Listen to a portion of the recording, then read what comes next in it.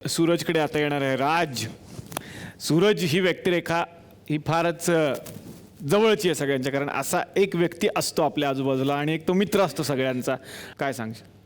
मुळात सगळ्यात पहिल्यांदा मी दोन्ही टीमचे आभार मानेन, कारण ॲक्च्युली माझे वडील हे आर्मी रिटायर्ड आहेत. माझा मोठा भाऊ आर्मीमध्ये आहे आणि ते रिटायर्ड झाल्यानंतर आता ते शेती करतात. त्यामुळे जय जवान आणि जय किसान. अच्छा, स्वतः घरी पोहोचतो. आणि जेव्हा ऑडिशन सुरू झाले, ऑडिशनमध्ये पहिली स्क्रिप्ट आणि सीन होता, दारू पिलेला सीन करायचा होता मला. आणि कोल्हापुरी भाषा मला जवळचीच आहे, कारण माझं गाव कोल्हापूर असल्यामुळे. बरोबर. पण मी राहिलो मुंबईत होतो, त्यामुळे बोलताना जरा इश्यूज होते का, काही गोष्टी जमत होत्या, काही जमत नव्हत्या. आणि मला असं वाटलं ठीक आहे, पहिला सीन आहे, दारू पिलेला असेल, नंतर पुढे नसेल मे बी स्टोरीमध्ये जास्त काय, एखादा सीन असेल. शूटिंग सुरू झालं, पहिला सीन दारू पिलेला, दुसरा सीन दारू पिलेला. आणि माझं शूटिंग सुरूही झालं नव्हतं, मी फक्त रीडिंग करत होतो. पहिले 20-25 एपिसोड रेडी होते, मी रीड केले. मी बोललो अर्धे तर सगळे दारू पिलेलेच आहेत, पुढे काय असेल कोणाला माहिती. आणि सनी दादा मी खूप बघितले होते आधी. अच्छा. कारण गाव तसं असल्यामुळे. बरोबर. आणि खूपच जवळून पाहिले होते, पण मला हे माहीत नव्हतं की मला कितपत जमेल. आणि दुसरी गोष्ट, भावाची गोष्ट, तर मी ह्या टीममध्ये आधी फक्त हार्दिकला ओळखत होतो, कारण मी आधी काम केलं होतं. बरोबर. त्याच्यानंतर हार्दिकशी जवळपास मी 3 वर्षे आम्ही कॉन्टॅक्टमॅन होतो. ऑडिशनमध्ये फक्त भेटणं व्हायचं आमचं. आणि एक दिवशी मला हार्दिकचा मेसेज आला, अरे राज काय करतोयस? आणि माझं असं झालं की यार राणाचं ऑडिशन, मी जस्ट ऑडिशन देऊन आलो होतो, त्याच्या दुसऱ्या दिवशी मला याचा मेसेज आला. मला असं वाटलं नाही, हाच राणा झालाय बहुतेक. मग मी ह्याला पुन्हा गेलं की तू काय करतोय? बोला काय नाही रे, छोटं मोठं काहीतरी चालू आहे आपलं. असं टिपिकल ॲक्टर्स आन्सर देतात तसं चालू आहे. दुसऱ्या दिवशी मी ऑफिसमध्ये गेलो आणि तिथे गेल्या मी पहिला अली सरांना विचारलं, हार्दिक जोशी राणा कर रहा है ना? बोलो तू कसे जानता? बोलो ठीक आहे, मी बाकी मी देखली. त्यामुळे आमची केमिस्ट्री ही खूप आधीपासूनचीच होती. आणि मग हळूहळू जसं कोल्हापूरमध्ये राहत गेलो, तिथे फिरत गेलो, तिथल्या काही एकदम बारीक बारीक गोष्टी कळत गेल्या कोल्हापुरी लँग्वेजमधल्या. हा, त्यातले जरा गमती सांग ना, म्हणजे काही टिपिकल शब्द असतात आपले तिकडचे फेमस तसे. एकदा मी असंच कोल्हापूरमध्ये शूट नव्हतं आणि मी फिरायला गेलो मित्रासोबत, तर तिथे एक आम्ही जस्ट बाहेरच बसलो होतो आणि एक गृहस्थ तिथे फिरत होते. आणि माझ्या मित्राने सांगितलं की ह्याच्याकडे लक्ष दे, तो आता काय करणार आहे ते बघ, ते सगळं बघ. तर त्यावेळी त्यांनी एक डायलॉग मारला, समोर पोझिशन गेली तरी चालेल पण इस्टेट जाता कामाची नाही. माझ्या डोकं खट करून ती टीप भेटली. मी बोललो आता कुठेतरी काय काय करता येईल. इव्हन आमचा एक मित्र आहे कोल्हापूरमध्ये, त्याच्या प्रत्येक बाबतीत बोलताना अरे वय किंवा ह्या ज्या छोट्या छोट्या गोष्टी, ह्या कोल्हापुरी लँग्वेजच्या गोष्टी आहेत. कारण आतापर्यंत कोल्हापुरी लँग्वेज असेल किंवा सातारा आपल्या साईडचा कॅरिकेचर जास्त झाले होते. खरं. या दोन्ही मालिकांमध्ये ऍक्च्युअल कोल्हापुरी असेल किंवा ऍक्च्युअल साताराचं असेल, ती लँग्वेज इथे झी मराठी थ्रू मिळाली. त्यामुळे झी मराठीचे खूप आभार. आता येणार आहे मिलिंद दास्ताने सरांकडे. वडिलांची व्यक्तिरेखा करतात राणाच्या. मुळात ही व्यक्तिरेखा म्हणजे या सिरियलचा पहिलं कॅरेक्टर सिलेक्ट झालेलं मी. संपूर्ण गावाला, कुटुंबाला सांभाळणारं कॅरेक्टर आणि त्यात कोल्हापुरी टोन. हे कोल्हापुरी टोन, ती भाषाच खूप वेगळी आहे, खूप गोडवा आहे त्याच्यात. ती रांगडी जरी असली तरी खूप चांगली भाषा आहे आणि त्या भाषेचा लहेजा पकडायचा आहे. त्यात परत मॅडमनी एक खूप चांगला गेटअप मला त्या दिला होता.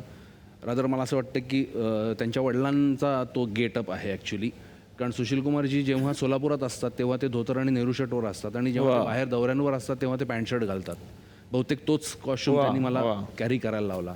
खूप मी आभारी येत आहे, कारण एक ते भारदस्त व्यक्तिमत्वाचं कुठंतरी हे करायला मिळतं आहे कॅरेक्टर. एक मुलगा अशिक्षित, दुसरा मुलगा शिकलेला आहे पण दारू प्यायलेला आहे आणि तो बॅलन्स सांभाळायचा आहे. सून वेगळ्या पद्धतीची. मला खूप लोकांनी विचारलं की अरे तुझी सून एवढं सगळं करते, तुला कळत कसं नाही? लोकांना माहिती नसतं नक्की काय चाललेलं असतं ते. तर त्यांना वाटत असतं की खरी पात्र आहेत, तुम्हाला कळत कसं नाही?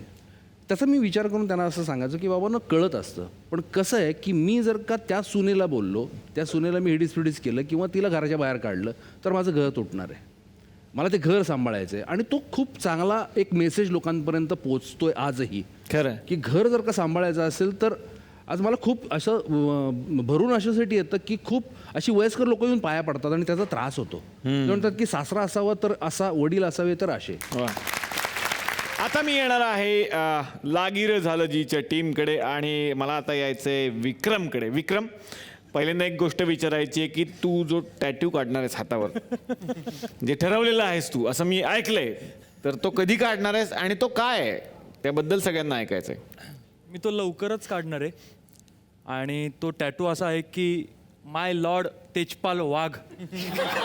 माय लॉर्ड तेजपाल वाघ. वाघ असं मी टॅटू गोंधणार आहे आणि का? मी जिथे राहतो तिथलं नावही बदलणार आहे. बर शेवयावाडीचं वाघवाडी करणार आहे मी. वाघवाडी.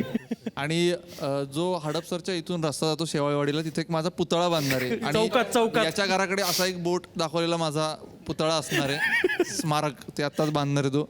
बरं. हे परवा अवॉर्ड मिळाल्यावर ठरलंय आमचं की आता- Award आता मिळाल्यावर पुतळ्याचं पुतळा ठरलं? बांधायचा आहे. अच्छा पण का हे सगळं का याचं एक कारण काय. ते मीच सांगतो. हा निखिलच्या इंडस्ट्रीमध्ये अनेक मित्र आहेत गेली 4 वर्ष त्याला ते सगळे झासे देत आहेत निक्या तुझं डन. तर त्याला एक दिवस आम्ही एक फॅन बघितला होता एका पॉलिटिकल लीडरचा ज्याला आम्ही भेटलो होतो त्याने हातावर लिहिलं होतं माय लॉर्ड अमुक अमुक. तर आम्ही मिटिंग केल्यावर तर निक्या म्हणलं अरे काय हे असं कसं लिहू शकतात. तर तो म्हणला तेजा तू जर मला काम दिलं ना तर मी तुझं नाव गोंधळणार. म्हणून वा वा. मी असं बघितलंय की झी एखाद्या आर्टिस्टचं आयुष्य बदलतं आणि ते मी अनुभवलंय. तेजपालने आणि झी श्वेता मॅम खरं आहे. सर यांच्यामुळे खूप बदललंय आयुष्य, भयंकर बदललंय. मुळात झी मराठीबद्दल सांगायचं काय डॉक्या आम्ही याला एवढ्यासाठी म्हणतो कारण आम्ही सुपरस्टारपासून डॉक्टरला डॉक्या म्हणायचो धनेश्वर. तर डॉक्या विषय काय आहे की झी मराठीनं ना सगळ्या रॉ टॅलेंटवर विश्वास ठेवला. बरोबर आहे. म्हणजे ज्या निखिलला आतापर्यंत इतक्या ऑडिशन्समधून यायचं लीडपर्यंत काम आणि रिजेक्ट व्हायचं ना म्हणजे हार्दिकबद्दल पण की ह्या टॅलेंटवर विश्वास ठेवण्याचं काम झी मराठीने केलेलं आहे. वा. आणि हे खूप महत्त्वाचं काम आहे कारण जोपर्यंत समोरचा आपल्यावर विश्वास ठेवत नाही तोपर्यंत आपण त्या विश्वासाला पात्र आहोत हे आपल्याला सिद्ध करता येत नाही. आणि मग ते प्रत्येक क्षेत्रात असेल. खरं आहे. तर हा विश्वास झीनी दिला या सगळ्या पात्रांवर त्यामुळे ही आज सक्सेसफुल आहे असं मला वाटतं कारण त्यांना एक संधी मिळाली स्वतःला प्रूव्ह करायची. वा वा वा वा. असं एक वाटतं. तर मी आता येणार आहे राहुलकडे. तुझं राहुल्या म्हणून कॅरेक्टर प्रचंड आता फेमस झालेलं आहे पण ॲक्च्युअलमध्ये तू तसाच बोलतोस का ते फक्त एक व्यक्तिरेखा आहे. ती एक व्यक्तिरेखा आहे. अरे नॉर्मल बोलला.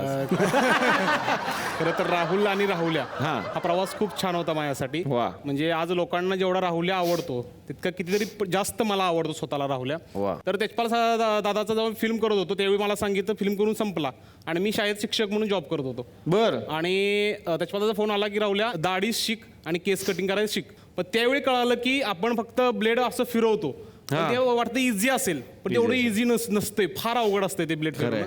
तर मला तो काय म्हटला कोण तुझ्यासमोर असं डायरेक्ट बसणार नाही. तर म्हटला एक फुगा घे आणि त्या फुग्याला पूर्ण फेस लाव आणि ते ब्लेड हळू फिरवत राहा.